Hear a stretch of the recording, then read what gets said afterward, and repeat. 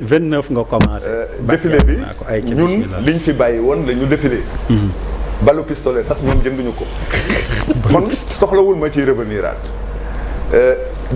buuba daf ma interpellé wax lu tax defuñu ma lii wala la buuba. non waxuma lu tax de.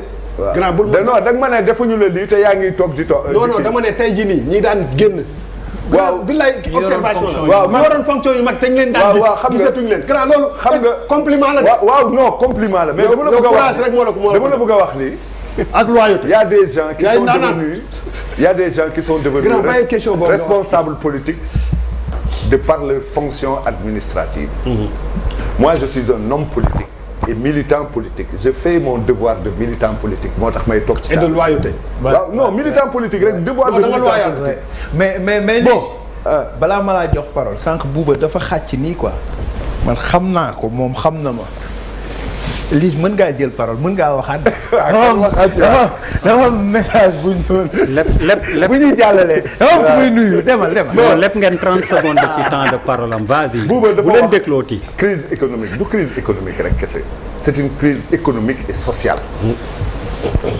Elle est économique parce que même la classe moyenne mu ngi dem. ne taxawatul. Elle est sociale parce que même les bourses familiales et autres arrêté nañ ko. 600 000 familles.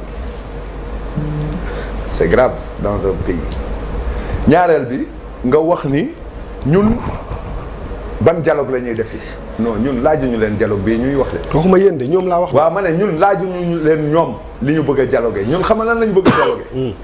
def nañ 2 élections kenn deful revue du code électoral te Sénégal saa dañoo baaxoo woon saa yu ñu génnee benn élection ñu woo toute la classe politique ñu def revue du code électoral.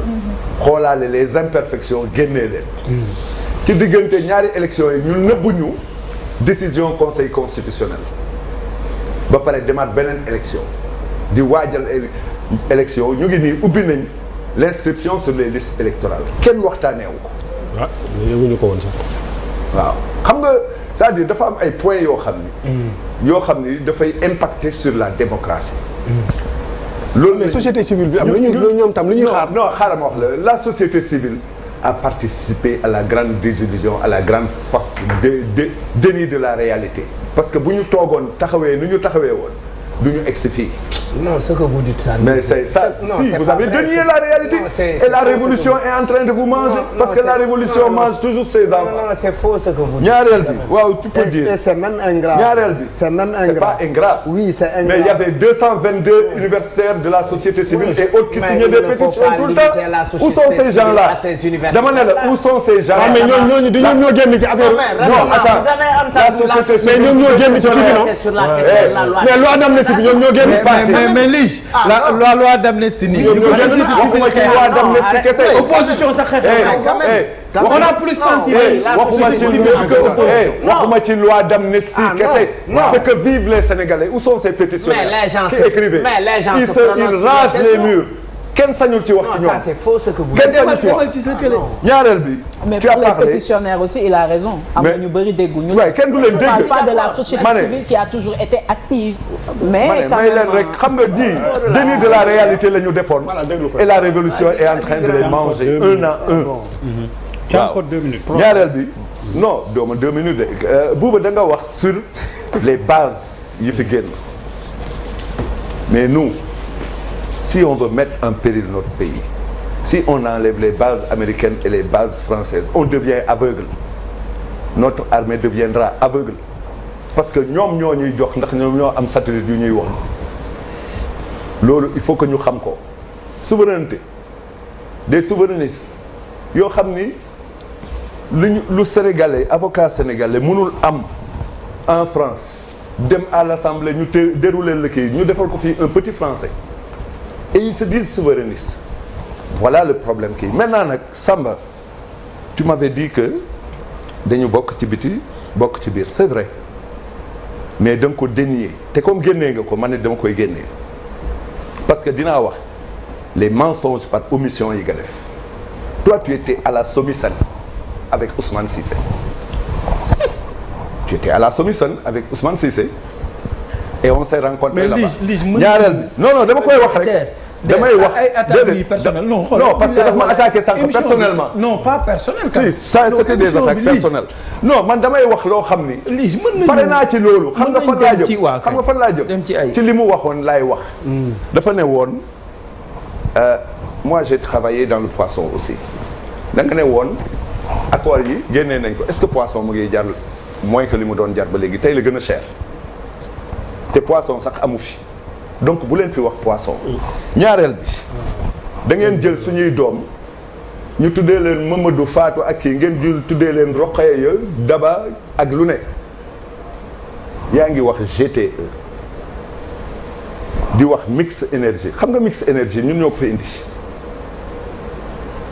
mix énergie c'est sous Macky Sall que lañ commencé di def mix énergie gaz to power c'est sous Macky Sall dégg nga nee nga da ngeen di def industrialisation mais boo leen mënee di wax industrialisation parce que da ngeen fi fekk ay prérequis 2012 ba 2024 dañu créer des lycées professionnels créer des centres de formation professionnelle créer ay ISEG ak yooyu yëpp pour que bu ñuy def aller vers l'industrialisation ñu am des bras valides et des têtes pensantes qui peuvent yore usines yooyu donc prérequis yooyu moo fi nekk te moom ngeen fi fekk te moom ngeen di doxal yaa ngi wax sur les 16 projets miniers mais da ngeen changer tur bi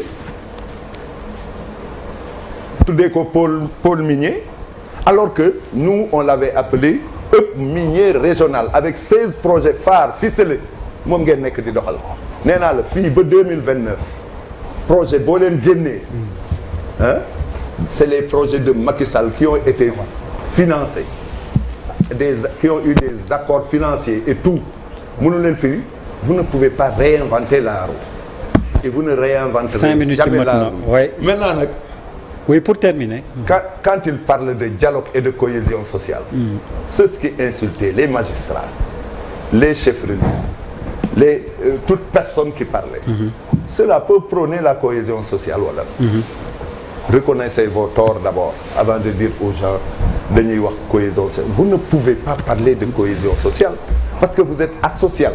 5 minutes maintenant.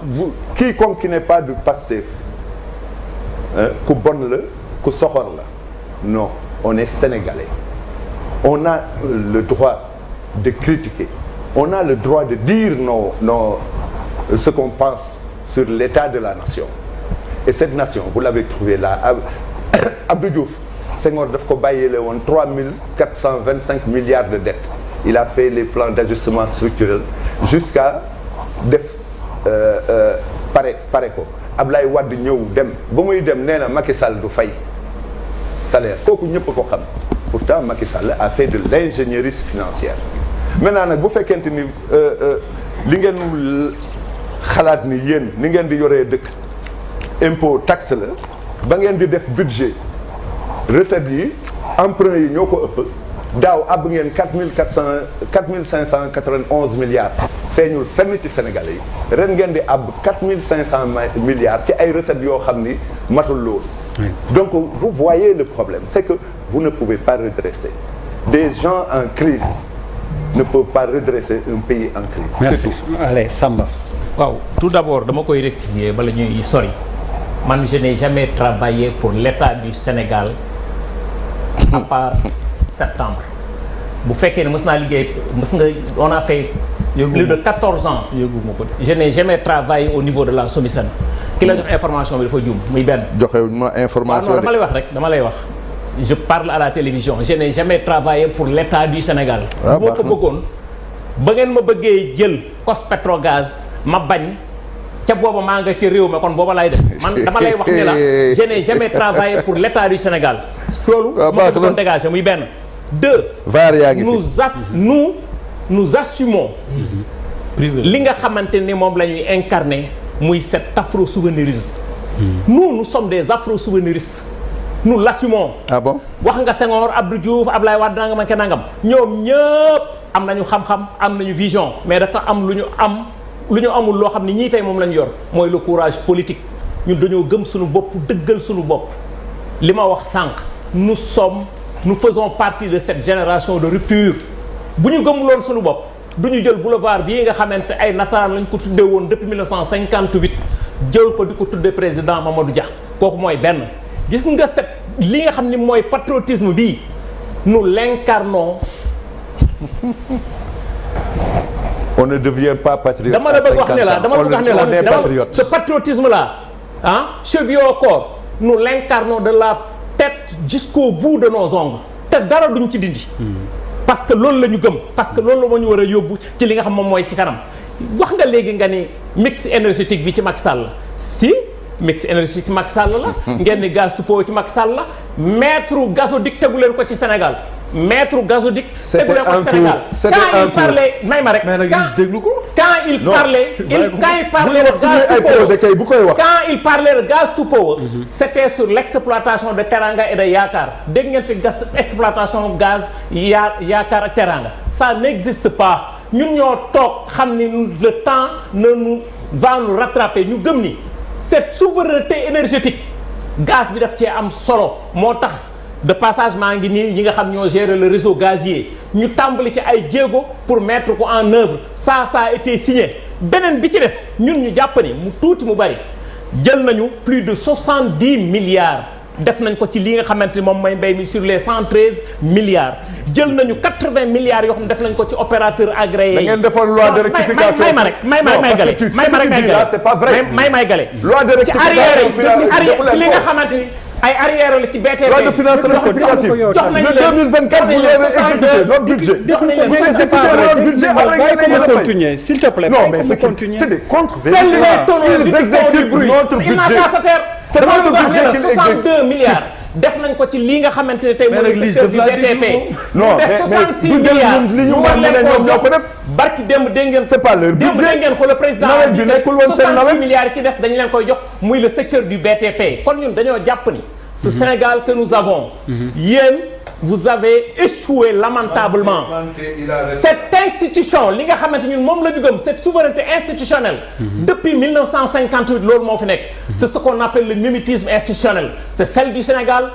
c'est celle bu Mali bu Burkina loolu lañ ni dafay dakk parce que ñun dañoo gëm ni cette république que nous avions c'est une république qui ne nous ressemble pas qui ne nous rassemble pas nous voulons une république qui nous ressemble et qui nous rassemble.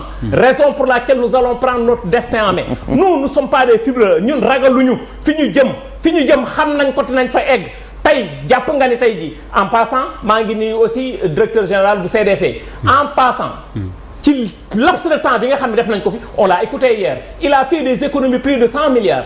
tey est-ce que xam nga ni DER bu may toog di wax ak yow fii sur les exonérations fiscales c'est plus de 1000 milliards est-ce que ma wax la benn affaire boo xam ne xamoo ko ce qu'on a perdu sur l'or on a perdu 10 tonnes d'or en 10 ans c'est l'équivalence de 1500 milliards de nos francs CFA tey jii jàpp nañ ne tey le fonds de péréquation et d'appui li nga xam dañ ñu ko war a jox muy 20% dugguñu ci dëggantaan tey jii jàpp nañ ne li nga xam ne le fonds de développement local bi nekk 0,5% chiffre d'affaires annuel hors taxe des entreprises joxuñ ñu ko jàpp nañ ne tey jii li nga xam ne sur 480 et quelques titres miniers dara jaaru ci yoon c'est li ma doon wax sànq dabb daaxe la ñu yore woon réew mi moom moo tax tey ci Sénégal toll fi mu toll kon bu fekkee tey Sénégal toll na fi mu toll ñun li ñu gëm mooy que ni daaw et ça c'est des chiffres de la ANSD daaw li ñu jënd ci li ñuy lekk rek bitim réew lañ ko teg jënd nañ ci valeur 1070 milliards ñun comme xam nañu loolu am nañu suuf am nañu jant am nañu ndox am nañu ay ndaw yu jàng ba am xam-xam ci ingénieur ci wàllu mbay.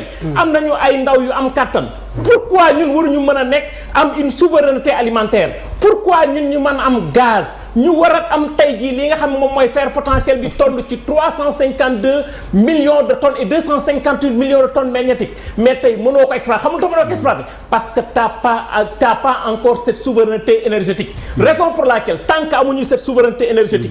amuñu cette souveraineté alimentaire mënuñu nekk un hub minier un hub gazier un hub pétrolier ba pare nekk parmi les derniers du monde. wax naa la ko sànq tey jii mënuñoo nga xamante ne dañuy prôner lii nga xamante ni tey jii mooy le patriotisme économique le patriotisme ci lii nga xam moom mooy souveraineté alimentaire ak le patriotisme ci lii nga xamante mooy souveraineté énergétique kon bu fekkee ni am nañu tey potentiellement nit ñi nga xamante ñoom ñoo nekk wax nañ ko léegi Diomaye mooy Sonko mooy Diomaye mais où est le problème le président de la République Badara le président de la République bi ngay laaj mu ngi fii Palais Roume c'est le président de la République, gardien de la Constitution, chef suprême des armées et de la magistrature, clé de voûte de toutes les institutions. C'est lui qui nomme les emplois civils et militaires. Président boobu ku mu neex lay jox décret ku mu neex mu dégommer la. Le président de la République, il détermine la politique de la nation. Le premier ministre Ousmane Sonko, il exécute la politique du chef de l'État et il exerce la plénitude de cette fonction en tant que chef du gouvernement. Qui dit mieux? Gis nga ni sa 5 minutes mot na ma yokkal naa la. D'accord. Au moins yow